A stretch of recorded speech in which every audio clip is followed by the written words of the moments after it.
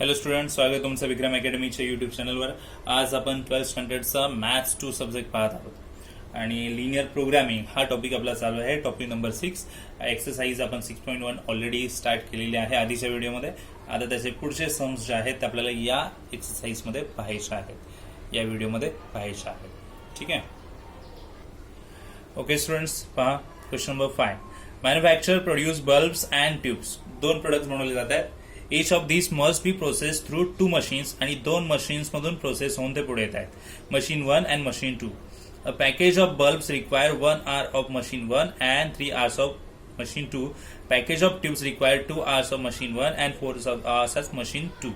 So किती timings, किती hours लागणार आहेत दोन्ही प्रोडक्टसाठी मशीन 1 आणि मशीन 2 मध्ये ते गिवन आहे. ओके, याच्या विषयीचा आपण टेबल बनवायचा आहे. टेबल कसा बनणार आहे हे मी तुम्हाला बनवून इथे दाखवतो. लक्ष द्यायचं आहे समोर. ओके,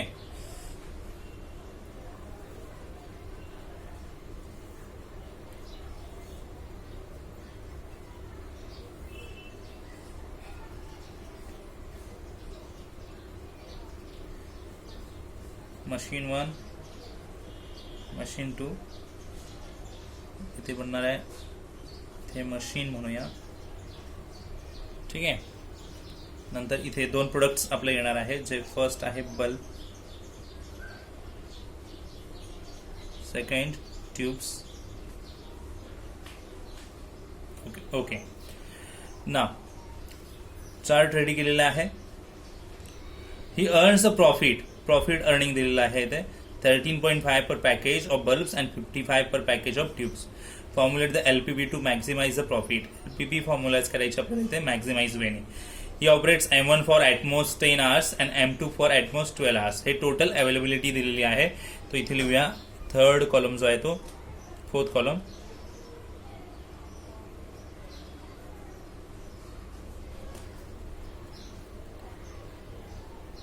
ठीक आहे. आता आपल्याला इन्फॉर्मेशन पुट करायची आहे बल्बसाठी. स्टार्टिंगला बघा, बल्बसाठी किती मशीन्स अवर यूज झालेले आहेत. 1 hour per machine 1 and 3 hours for machine 2. बल्बसाठी मशीन 1 चा 1 hour, मशीन 2 चा किती hours, 3 hours. अँड देन ट्यूबसाठी 2 hours of machine 1 and 4 hours of machine 2. 2 hours of machine 1 and 4 hours of machine 2. Total जे आहे ॲटमोस्ट दिलेला आहे. मशीन 1 ऑपरेट होते 10 hours साठी आणि मशीन 2 ऑपरेट होते 12 hours साठी. ही टोटल झालेली आहे. ओके, आता आपल्याला इथे फक्त राहिलेली इन्फॉर्मेशन जी आहे ती म्हणजे प्रॉफिटच. सो आपण प्रॉफिट कशा पद्धतीने यूज करणार पाहायचं आहे. आता टोटल बल्ब्स किती बनले माहीत नाहीये, क्वांटिटी. टोटल ट्यूब्स किती बनल्या माहीत नाहीये. सो क्वांटिटी आपण एक्स आणि वाय अज्यूम करूया, कारण त्याच्या बेसिसवरच आपल्याला इक्वेशन्स बनवावे लागणार आहेत. सो आधी आपण अज्यूम करण्याची लाईन लिहूया. ठीक आहे, पहा कशा पद्धतीने अज्यूम करण्याची लाईन लिहिते. Yes, let the manufacturer produce X package of bulbs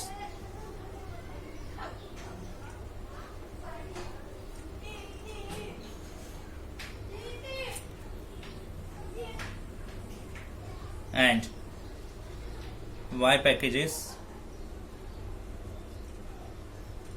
of tubes.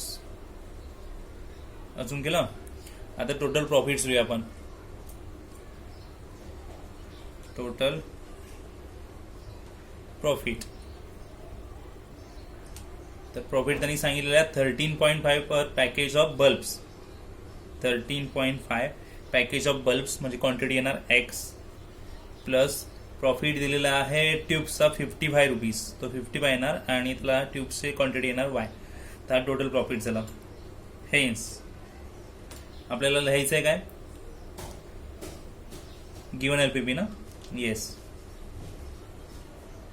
ते given LPP can be formulated. कशा पद्धतीने फॉर्म होणार पहा. प्रॉफिट आहे, मॅक्झिमाइज वेनी जाणार आहे ते.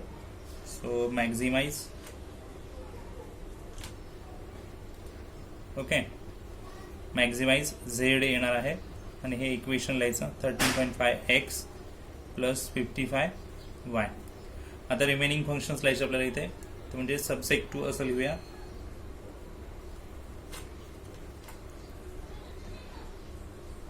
सबसेक्ट 2. ओके, इक्वेशन्स लिहायचे आहेत. नीट पहा, तुमच्याकडे एक्स आणि वाय लिटर्स आहेत, टेबल यूज केलेलं आहे ते, आणि टेबलच्या माध्यमातून आपल्याला इक्वेशन्स बनवायचे आहेत. सो होरिझोंटल वेनी जाऊया. 1x 2y, दोन लिटर येणार, 1x 2y and 10. So 1x plus 2y. Okay, profit maximisation आहे. साइन कोणतं ठेवायचं असेल तर ते असं, आणि लास्ट नंबर घ्यायचा 10. सेकंड इक्वेशन घ्यायचं आहे 3x 4y आणि 12. 3x प्लस 4y साइन तेच 12. x is greater than equal to 0, y is greater than equal to 0. बघ, इक्वेशन लिहिलं आणि 0 x y च्या व्हॅल्यूज नाही आहेत, पॉझिटिव्ह व्हॅल्यूज असतील अशी कंडिशन ठेवलेली आहे. एवढं आपल्याला करायचं आहे आणि येथे सम संपलेला आहे. ओके, आता आपण जाणार आहोत नेक्स्ट सम मध्ये. Question number 6, students. Company manufactured two types of fertilizers, F1 and F2. Each type of fertilizer requires two raw materials, A and B. तर दोन टाईपचे फर्टिलायझर्स क्रिएट केलेले आहेत कंपनीने, F1 आणि F2, आणि मटेरियल्स दोन प्रकारचे लागतात, A and B. Number of units of A and B required to manufacture one unit of fertilizer F and F2 and availability of the raw materials A and B per day are given below. तर टेबलमध्ये information दिलेली आहे तुम्हाला. A and B raw materials आहे, F1 fertiliser, F2 fertilisers, आणि total availability दिलेली आहे 40 and 7. Okay, तर सेलिंग 1 युनिट ऑफ F1 विकला जातोय अँड F2 सुद्धा विकला जातोय प्रॉफिटवर 500 and 750 रिस्पेक्टिव्हली. LPV फॉर्म्युलेट करायचा आहे, मॅक्झिमाइज द प्रॉफिट. तर प्रॉफिट दिलेलं आहे, तर आधी प्रॉफिट फंक्शन घेऊ शकतो, पण त्याआधी आपल्याला क्वांटिटी असून करावी लागेल. फर्टिलायझर्स किती क्वांटिटी क्रिएट झालेले आहेत ते लिहूया. काय लिहिणार आपण? लेट, टेबल दिलेला आहे त्यामुळे टेबल फॉर्म करायचा नाही आपल्याला. Let the company manufacture X units of fertilizer F1 and Y units of fertilizers F2. Okay, मग आता अजून केल्यानंतर आधी आपण प्रॉफिट फंक्शन्स लिहूया. सो सी, प्रॉफिट फंक्शन्स काय येणार आहे? Total profit is equal to, तर पहिल्या प्रोडक्टसाठी 500 रुपीजचा प्रॉफिट होत आहे फर्टिलायझरसाठी, तो 500x म्हणूया, आणि दुसऱ्या फर्टिलायझरसाठी 700 होतोय, तर 700y. Hence the given LPV formulated as maximize म्हटलंय. Z is equal to profit function लिहायचा once again 500x plus 700y and subject to दोन इक्वेशन्स बनतील ते लिहायचे. सो टेबल्स बघू शकता पुन्हा एकदा. काय दिलंय? 2 F1 आपण x मानलेला आहे आणि F2 y मानलेला आहे. सो 2x 3y आणि 40. So 2x plus 3y and 40 profit आहे म्हणून असं साईन राहील. सेकंड येणार 1x 4y, F1 x मानलाय, F2 y मानलाय. 1x 4y 7. So 1x plus 4y 7 असं राहणार आहे. आणि आपण x आणि yच्या 0 नसण्याच्या कंडिशन्स देणार आहोत. ओके, इथे हा LPV फॉर्म्युलेट झाला. ठीक आहे, हा सम झालेला आहे. Okay, sum number 7, students. Doctor has prescribed two different kinds of feeds A and B to form a weekly diet for a sick person. Sick person साठी दोन टाइपचे फूड्स प्रिपेअर केले जातात, A and B. The minimum requirement of fat, carbohydrates and proteins are 18, 28 and 14 units respectively. He total availability आहे. Fats किती घ्यायला हवे, carbohydrates किती घ्यायला हवे आणि प्रोटीन्स किती घ्यायला हवे. 1 unit of food A. Food A मध्ये 4 युनिट्स आहेत फॅट्सचे, 14 युनिट्स आहेत कार्बोहायड्रेट्सचे, 8 युनिट्स आहेत प्रोटीन्सचे. अँड फूड बी मध्ये 6 युनिट्स आहेत फॅट्सचे, 12 युनिट्स कार्बोहायड्रेट्सचे आणि 8 युनिट्स प्रोटीन्सचे आहेत. The price of food A 4.5 per unit and that of food B is 3.5 per unit. From the LPB, तर ही price दिलेली आहे म्हणजे कॉस्ट येणार, कॉस्ट फंक्शन बनेल ते, आणि एलपीबी फॉर्म करायची आपल्याला that the six person diet meats the requirement at minimum cost, कमीत कमी खर्चाची आपल्याला एलपीबी बनवायची आहे. तर चला एलपीबी बनवूया आपण. सगळ्यात आधी आपल्याला टेबल बनवावं लागेल आणि अजून करावं लागेल एक्स अँड वाय. तर x unit of food A and y unit of food B. अजून करूया. So late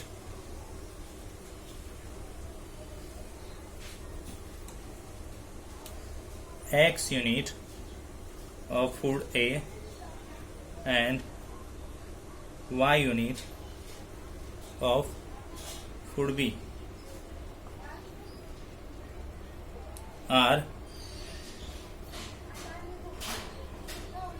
consumed by sick person. Okay. So अजून केल्यानंतर टेबल बनायचं आपल्याला. आता प्रॉफिट फंक्शन किंवा कॉस्ट फंक्शन जे दिलं आहे ते लिहू शकता. कॉस्ट दिलेली आहे, टोटल कॉस्ट बनवूया आधी. Okay. 4.5 x and 3.5 y. A साठी कॉस्ट आहे 4.5 आणि बी साठी 3.5 आणि त्या बेसिसवर लेटर अजून करून घेतलं.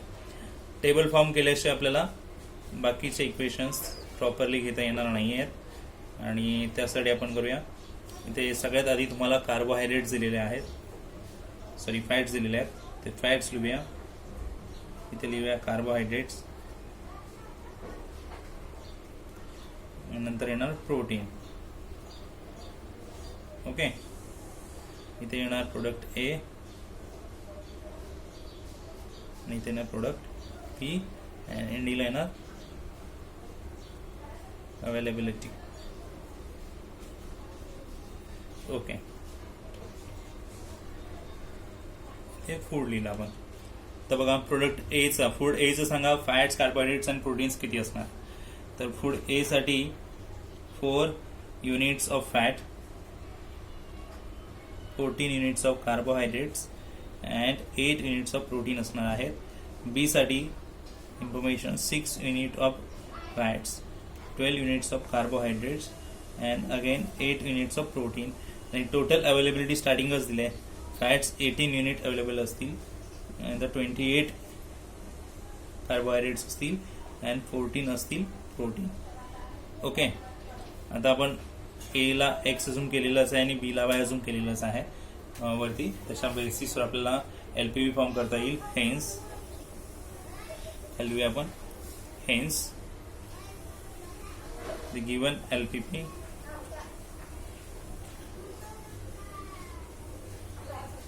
formulated as, so minimize म्हटलंय right.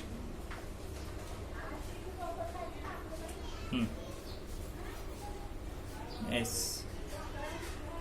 Minimise Z is equal to, तर टोटल कॉस्ट फंक्शन लिहिलं ना वरती आपण, तेच घ्यायचं. 4.5x plus 3.5y.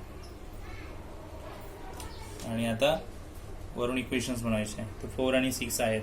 4x 6y letter attach करायचे आणि 18 पुढे सब्जेक्ट टू असं लिहूया. ठीक आहे. 4x प्लस 6y साईन असं देणार. कॉस्टसाठी येते, प्रॉफिटसाठी वेगळं असतं, उलटं असतं. नंतर 14x 12y घ्यावं लागेल. 14x प्लस 12y आणि 28 लिहिलं. आणि आता 8x 8y आणि 14 यांच्यामध्ये बनेल. 8x 8y 14 x is greater than equal to 0, y is greater than equal to 0 आणि सम सॉल्व्ह झालेला आहे. पहा सम कळलं की नाही. सो स्टुडंट्स रिमेनिंग 2 सम्स जे आहेत ते आपण नंतर घेणार आहोत. सो इथे या व्हिडिओमध्ये एवढंच म्हणूया आपण आणि भेटूया मग आता नेक्स्ट व्हिडिओमध्ये. तोपर्यंत गुड बाय, टेक केअर.